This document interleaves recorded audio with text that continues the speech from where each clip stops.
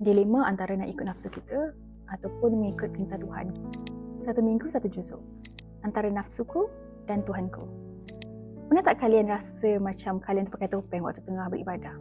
Baru-baru ni saya ada baca pempengaruh media sosial punya luahan perasaan lah bila dia kata dia pakai tudung, tutup aurat tu, tapi tak rasa tu adalah diri dia.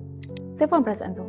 Dilema antara nak ikut nafsu kita ataupun mengikut perintah Tuhan. Kita paksa diri kita untuk solat walaupun berat. Kita paksa untuk tutup aurat walaupun rasa bukan diri kita sendiri.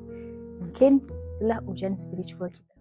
Teman-teman, dalam surah Al-Baqarah ayat 143, dikisahkan bagaimana Allah SWT memerintahkan kaum muslimin pada waktu itu untuk menukar arah kiblat daripada Masjidil Aqsa ke Baitullahil Haram, Kaabah di Mekah.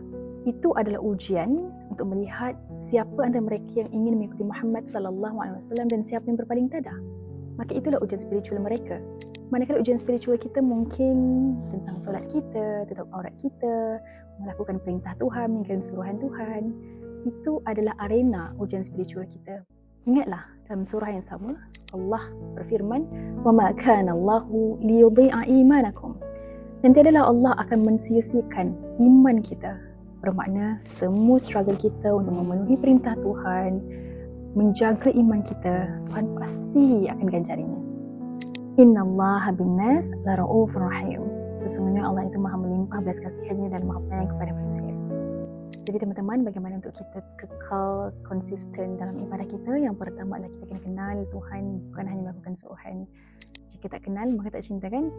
Maka bila kita kenal Ar-Ra'ib yang maha melimpah belas kasihannya, Ar-Rahim maha penyayang, kita pasti rasa bertambah cinta kepadanya dan melakukan sesuatu kerana cinta lebih mudah daripada rasa terpaksa.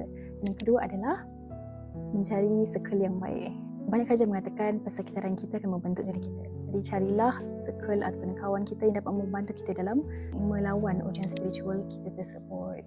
Akhirul kalam, ingatlah Allah akan sentiasa mengira semua usaha kita untuk dia. Jom kita sama-sama amalkan doa ini. Allahumma a'inni ala dhikrik wa syukrik wa husni ibadatik.